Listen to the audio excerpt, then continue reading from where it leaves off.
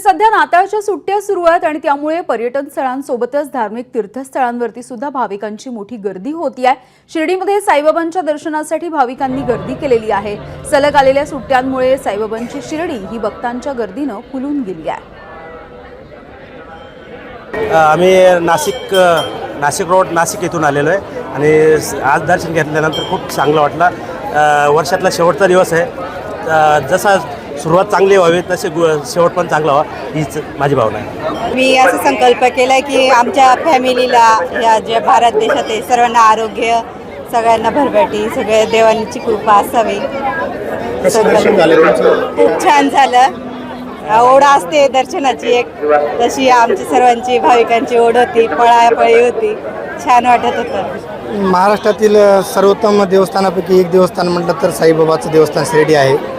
शेगाव आणि साईबाबांचं शिर्डी हे व्यवस्थेच्या बाबतीमध्ये आज भारतामध्ये सर्वात अग्रेसर देवस्थान आहेत आणि या ठिकाणी किती जरी गर्दी झाली तरी ह्या देवस्थानच्या तर्फे एकदम अतिशय योग्य अशी सोय सर्वांची करण्यात आलेली आहे। भक्तिनिवास आज गर्दीने फुलून गेलेले आहेत आणि वर्षाचा शेवटचे दिवस असल्यामुळे आणि नवीन वर्षाचे संकल्प करण्यासाठी या देशातून आणि विदेशातून खूप मोठ्या प्रमाणात भाविकांची गर्दी झालेली आहे। एबीपी माझा, उघडा डोळे बघा नीट।